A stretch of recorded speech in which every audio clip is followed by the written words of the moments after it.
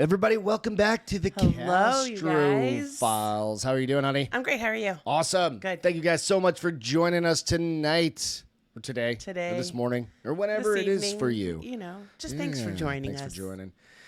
First and foremost, go out, check us out on iTunes, Spotify. Give us a like, subscribe. Go out, like, and subscribe to the YouTube video if you don't mind. That would be Castro Files. great. Set the little bell so you get the notifications. Reminder and give us a thumbs up. Yeah. On top of that, go out, check out Minor League Studios. We can find all of our good stuff, some shirts. Swag. We're going to be updating it pretty quick here. Yes. Making some notes or making some changes, adding some cool stuff. So Cool. Go check out that. All right, with that out of the way, Castro, I've got today's story. You've got today's story. I What do. is it? It is called Eastern State Penitentiary, Philadelphia. Okay. It is the history of this penitentiary, and it comes from legendsofamerica.com. Nice. Just going to talk a little bit about the history, some of the things that went on there. And when you guys see the pictures of this, pictures. you may recognize it. It is crazy. Should open this before we get going. Probably. Just in you're case gonna when I need get it. parched. Yeah. Yeah. Absolutely. All right. All right, let's hear it. Let's go. So, Eastern State Penitentiary, Philadelphia. Eastern State Penitentiary in Philadelphia is well known for several reasons. It was one of the most expensive prisons ever built in the world and utilized as a radical philosophy. It housed some of America's most notorious criminals, and it is said to be most haunted prison in the country. The idea of a new type of prison system came about in 1787, just 4 years after the American Revolution was over, when important men gathered at the home of Benjamin Franklin to discuss prison reform. At the time, the Walnut Street Jail was located directly behind Independence Hall, and the conditions there were terrible. Men, women, and children who had committed all manners of crimes, from anything from petty theft to murder, were jailed together on what amounted to be a little more than dirt pens, which were overcrowded, disease-ridden, cold, dangerous, and generally unsupervised. Abuse by both jailers and fellow inmates was common, and food, heat, clothing, or protection was only provided if the inmate could afford the price. Oh. Rape, robbery, and beatings were common practice, and it wasn't unusual for prisoners to die from cold and starvation. Obviously sounds like a great place Yeah, I mean, you want to go vacation there?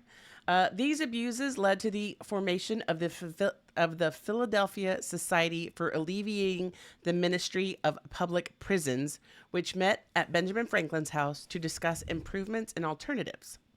One member, a prominent Philadelphia physician and signer of the Declaration of Independence named Benjamin Rush, called for a house of repentance rather than prisons, where the name penitentiary came from. So the House of Repentance is Yes. the original way of saying penitentiary. Right. Interesting. Rush proclaimed that the radical change was needed and believed that crime was a moral disease. Further, he suggested that a house of repentance would be a place where prisoners could meditate on their crimes, experience spiritual remorse, and undergo rehabilitation. The plan was built around the idea of solitary confinement that would allow criminals to meditate on their crimes and involved no corporate punishments. The other men agreed, and the system, which became known as the Pennsylvania system, would be utilized at Eastern State Penitentiary and other facilities throughout the world. It's funny you already said that they said they weren't going to have corporal punishment. Yes. Just hang in there. Yeah. The men soon convinced the Commonwealth of Pennsylvania and started their work on the Walnut Street Jail. In 1790, a small penitentiary house with 16 solitary cells was built. The inmates were segregated by sex and crime. Vocational workshops were instituted to occupy the prisoners' time, and much of the abuse behavior was abolished. But the facility was still overcrowded, and the city's population increased, so did the crime. Though it would be decades before a new prison was built, the ground was broken for the Eastern State Penitentiary in a cherry orchard outside the city in 1822. Designed by British-born architect John Haviland, the penitentiary would be unlike any seen before, with 7 single-level cell block wings radiating from a central sub-hub from which one guard could see down all of the cell blocks. So we'll have a picture here. There's a picture, yeah. It kind of, the way it looks, it's like a half moon kind of thing. Yes, and you have like and you can see 3 straight down. or whatever, however many lines go down, right? Mm-hmm. And we were talking about it earlier, and it's basically so it gives them a line of sight without having nothing's out right. of sight, everything you can see, right? And then the cells are off of those, which is crazy. It's ominous. Yeah, it's creepy. It says Haviland was inspired by the English prisons and asylums built beginning in the 1780s and gave it a neo-Gothic look. And we do have a picture of that as well. It's a castle. Yeah. It's basically a giant castle. Yeah. The building's imposing facade was meant to be intimidating. Although its battlements and windows were fake, its interior was designed much like a church. Huh. Though it was 7 years before it would be completed, the penitentiary opened in 1829 with an initial capacity for 250 inmates. Each prisoner would have his own 8 by 12 foot cell, which featured central heating, a flush toilet, running water, a shower bath, a skylight, and a private exercise yard. The skylight was the only light that these prisoners were given. While they were in... Yes, while they're in their cell. Okay. From the minute the inmates entered the facility, they were kept isolated. They were escorted into the prison with an eyeless hood as placed over their heads. This is weird. Afterward, the isolation continued so that they could contemplate their crimes and read the Bible, which led to the penitence and reformation. And the Bible was the only book that they could read. No Harry Potter. Right, and they also weren't allowed letters from friends and family. No Lord of the Rings back then. No love notes, no nothing. To accomplish this goal, the inmates could not mingle with other prisoners or continue relations with friends and family. When they were outside their cells, they were required to wear masks to hide their faces in their private exercise yards, which they were allowed to use 1 hour per day with minimized interactions with the guards. During their time in their cells, they worked on prison projects such as shoemaking or weaving. Their only contact was with the warden, who was required to visit every inmate every day, and the overseers, who were mandated to see each inmate 3 times a day, probably for food. Yep. But even this communication was made through a small portal where meals and work materials were passed. But just 2 years later, in 1831, it was already clear that the penitentiary would have to hold more criminals. Soon, second floors were added to all the wings. The same year, the first female prisoner was confined to the penitentiary. In 1832, the first inmate made his escape from the prison. For some reason, this inmate was not entirely confined to solitude and served as the warden's waiter. He made his escape by lowering himself from the roof of the front building. He was later captured and returned, but escaped in the same way in 1837. I mean, if they're not going to fix it, right? Why not try it again? By the time the original plan was completed in 1836, the building was the largest and most expensive public structure ever erected in the United States at the cost of $780,000, which today would be approximately $18 million. At the time, the cost was believed to have been the second only to the U.S. Capitol. Oh, geez. Yeah. The Pennsylvania system was opposed by the Auburn system, which known as the New York system, which held that prisoners should be forced to work together in silence and could be subject to physical punishment. The system was favored in the United States. Regardless of the cost and the disfavor by other systems, delegates from around the world came to study the radical floor plan and systems of solitary confinement, and it became the model for more than 300 prisons worldwide. Some were not so convinced of the method. Charles Dickens, after a visit in 1842, wrote critically, "I am persuaded that those who design this system do not know what it is they are doing. I hold the slow and daily tempering with the mysteries of the brain to be immersely worse than torture of the body." So it was mental torture Yeah, because versus if you can't talk to somebody, no interaction. You have no interaction, no fit. You don't see another person's face. You don't interact. That's like soul crushing. Yes. I mean, you have no relationship. And I think as humans, we need that. We absolutely need that. Like Involvement, physical, mental, and you need all that stimulus, right, to be able to do. That's like living in a void. Yes, basically. Well, it gets better. Oh, good. By the 1870s, the prison needed more space, and 4 new cell blocks were added in 1877 between the existing wings. Before long, the individual exercise yards were eliminated and inmates exercised together, but they were still required to wear the masks and be silent. Though the reform plan of the Pennsylvania system called for no corporal punishment, this was not the case. Guard and counselors were known to have designated various physical and psychological torture regimens for various infractions. One of these, called the water bath, was subjected inmates to being doused with water outside during winter months and then hung on a wall until ice formed on their skin. Holy shit. Another torture, called the mad chair, in which the prisoners were bound tightly for days until their circulation was cut off. The iron gag involved tying an inmate's hands behind tied behind the back with chains trapped to an iron collar in the mouth, which caused the tongue to tear and bleed. And it's like this little plate you'll see. Yeah. There's a couple. There's a picture of the chair as well. There's also a picture of this. Under Block 14 was dug an underground cell that was called the Hole. Here, inmates would stay locked, sometimes for weeks, with no lights, no human interaction, and only bread and water to eat. Due to overcrowding, the Eastern State Penitentiary eliminated the Pennsylvania system of isolation and penitence in 1913. Afterwards, prisoners then shared cells, worked together, and even played in organized sports. By the 1920s, the prison housed some 2,000 prisoners, and more cells were built, including some below ground. The windowless cells then had nothing to do with penance and everything to do with punishment. By this time, every cell was called home to 2 or 3 prisoners. Oh my gosh. In 1923, all female prisoners were removed and sent to a new prison in Muncie. In 1923, Leo Callahan and 5 accomplices, armed with pistols, successfully used a ladder they built to scale the east wall after holding up a group of unmanned guards. Callahan's accomplices were eventually apprehended, including one that made it as far as Honolulu, Hawaii. However, Callahan was never recaptured. By this time, the prison was also housing violent criminals and those sentenced to be executed. In 1933, a riot occurred in the prison over insufficient recreational facilities, overcrowding, and idleness. During this event, inmates set fires to their cells and destroyed workshops. The very next year, another riot occurred, this time over low wages. The prisoners short-circuited electrical outlets, started fires, and caused other disturbance.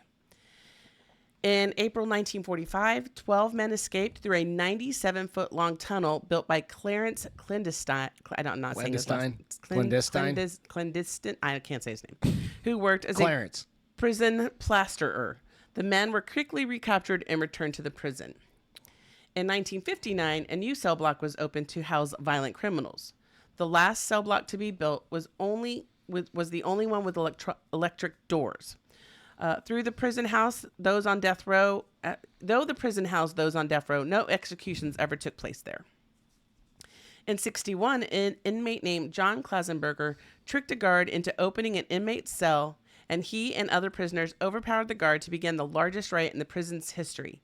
It took several hours for a large force of police, guards, and state troopers to reclaim the prison. The riot fueled discussion to close the Eastern State Penitentiary, which has since been renamed the State Correctional Institution at Philadelphia. In addition to overcrowding, the prison was badly deteriorating. It's just falling apart, basically, at this point. Well, it's not 100 overcrowded. Plus years. Yeah. Overcrowded and beat to shit. In January 1970, the prison closed, and the inmates were sent to the State Correctional Institute at Grateford. After a riot at a prison in Holmesburg, the prison again housed some of those inmates. In 1971, it was officially closed forever. Probably a good thing. What I was thinking is Clarence, he dug a 93-yard tunnel or 93-foot tunnel or whatever it was. It sounds like the Shawshank Redemption. 97-foot tunnel. 97-foot. It reminds me of like the Shawshank Redemption kind of thing, right? But he got it. He got it, and he got caught. All of them got caught. Right. Yeah. And you're like, caught and taken back. He was a plasterer. Couldn't he have made the plaster heads, the plaster Paris or whatever? So that the hole was covered and they wouldn't know they went out? Or made the head and put it in the And we do have a picture Yeah. of the hole with the guard in front of it. Over the course of its 142 years, the penitentiary held some 75,000 inmates, including prohibition gangster Al Capone and notorious bank robber Willie Sutton. More than 100 inmates escaped during this time, but all were recaptured except for Leo Callahan. Okay. He's the one dude that got away. One dude. While the prison was operating, 2 guards and several inmates were murdered within the walls. Other prisoners committed suicide, and hundreds of others died from disease and old age. Named a historical national landmark in 1965, the prison sat abandoned after it was closed, during which time it was heavily vandalized and trees began to grow in the buildings. The city of Philadelphia purchased the property, intending to redevelop it. Proposals included demolishing the building to use the site as a criminal justice center, a mall, a luxury apartment complex. But in 1988, a task force successfully petitioned the city to stop pursuing development. In 1994, the Pennsylvania Prison Society opened the prison for historic tours. And ghost hunts. Right. Today, the Eastern State Penitentiary, kept in state of preserved ruin, continues to operate as a historic and as a museum and a historic site. It's opened year-round for tours, both day and night, and special events are held throughout the year. In addition to its long history, the penitentiary is said to be the most haunted prison in the United States. For years, it has been investigated by paranormal groups and has been featured in several television shows. Those investigators, staff, and visitors have reported dozens of paranormal activity and numerous sightings of ghost entities. One of the first stories told of ghostly activity. Same thing, ghastly, right? Ghostly. Ghostly activity was by famed Chicago gangster Al Capone, who was housed in the prison for 8 months in 1929 to 1930. Though he had the nicest cell in the prison, which we have a picture of that, which also included a desk, a lamp, a painting, and a radio, he said he was haunted by the ghost of James Clark, who was one of the victims from the St. Valentine Day Massacre in Chicago. Allegedly, Capone screamed every night in fright, screaming at Jimmy to go away and leave him alone. Interestingly, the Al Capone, we went to Alcatraz, yes. You and I, and the Al Capone cell there was awesome. Yeah. He had a TV. He got special treatment everywhere he go. Yeah. He had it was nice. He did. This one was nice too, for this being out of building of stone. So in the 1940s, both prisoners and guard began to have several unusual experiences and unexplained sightings. Many of these events involved spooky shadows and unexplained noises. Today, many people have reported that Cell Block 12 is an area of high paranormal activity where cackling and whispers are heard and the apparition of a prisoner is seen. In Cell Block 6, shadowy figures are often seen sliding along the walls, and the sounds of whispers, screams, and laughter have been heard. In Cell Block 4, many have seen ghostly, anguished faces and hearing loud whispers. On one occasion, a locksmith working in the area who was removing an old lock from a cell door had a vivid experience. He described having felt as if he was overcome by a massive force and was unable to move or speak, while distorted forms swirled around the cell block, one of which appeared to beckon to him. Many people have reported seeing the silhouette of a guard in one of the watchtowers. On the 3rd floor, one cell block, numerous visitors say they've heard the sound of cell doors suddenly opening and then slamming shut. The catwalk is an area where many paranormal events have occurred. Here, a shadowy figure was caught on a video. People have felt extreme temperature fluctuations, and one visitor captured a male voice saying, "I'm lonely," on an EVP. Visitors and staff report disembodied screams, cries of pain, sadistic laughter, and whispers throughout the prison. Others have reported that the sound of cell door handles jiggling, furniture being dragged across the floor, large objects rolling on the office, and ghostly footsteps. Many have seen orbs, streaks, and lights appear, felt unseen people tapping them on the shoulder, and get overwhelmed sensations of being watched and generally having feelings of dread. There's also one other ghost. Let me see if I can find it. They had one other ghost that they do see on there. It'd be, while you're finding that, yeah. Could you imagine if they had torn this place down and put an apartment building on that? Oh, it would have been like so haunted. Poltergeist It would have been kind of so thing, haunted. right? So the last ghost that people have seen is called Pep the dog, and he's been reported to be seen and heard throughout the prison. Pep was given free reign in life to go wherever he wanted and pleased. That's awesome. And thus is spotted in many different locations. See, you got to like a ghost dog. Yes. I mean, if you have to have all a ghost, dogs go to heaven. If you have to have a ghost, let's make it be a dog. He must have done something bad. So that is my story. It's awesome. It made me think of Eastern State Penitentiary. Yeah, absolutely. Thank you so much. That was great. It's great history. I mean, the ghost part was great, but it was kind of cool hearing about how penitentiaries came about and what the thought process Yeah. of rehabilitation was supposed to be. Penance. You're paying penance and you're knowing it was all repenting crap, and reforming. you know? And they really just turn into torture. Well, because you as the person that has this idea may have the best laid plans, but the people come in and they probably get angry with the convicts or, you know. Who comes up again with like the thing that you put in your mouth? Yeah, ties behind your hands. And then you freeze somebody yeah. So nearly basically, to death. you're almost causing like Hypothermia. or frostbite, Yeah, possibly. And that's Pennsylvania's terrible. cold. Yeah. Pittsburgh's cold. I don't know. I think, though, that we should go find this place and do one of the night tours. It's in Pennsylvania. We could probably just Google it. It's probably right there. We'll find it. But the other thing, just real quick, is it was made for 200 originally, Yeah. and then there was 2,000 Yes. people in there. Yeah. So you think Well, they kept having to build it and build it. And I Right. do have some pictures. Like, they have where it was just a single level and it's just a single row of cells, which was how it was then initially how built. it stacks. And then they started building, they took the roof off and built and put the roof back on. So it's crazy. And there's kind of cool. The pictures now are cool. I'm sure it wasn't cool when you It were a looks like prisoner. an old school. But it's like kind I of said, cool. I like how they're it's left in prehistoric It's in ruins, historic ruins. historic ruins. Yeah, which I was like, I do think though it could have been cool to make it a hotel with a paranormal dude, thing. come You're gonna come in. This place is wicked haunted, right? Wouldn't that be cool? Come stay the night if you dare. You're not getting your money back if you leave in the middle of the night, kind of place. Nobody's going to bed. So basically, just make it a. I would go too. You I go would to bed, totally. Pete. No, I would go and No, haunt you go all because night. you'd want to be up all night and you'd have I people mean, at some walking point you have to fall around. asleep, but yeah, Sleep in the morning. I think so. I found this. Maybe you day sleep at a place like this. I feel like no matter what time it is of day, if the ghost is there, he doesn't give a crap what time it is. That's true. So, but that's Awesome. my story today. Thank you so much, Eastern State Penitentiary. Go check it out if you can find it. You can Google it. You can do all those things. Yes, it's really also, go cool. check us out on iTunes, Spotify. Like I said, give us a little thumbs up if you don't mind. Sharing is caring. We'll catch you next time. Cheers. Bye, guys. Love you. See ya.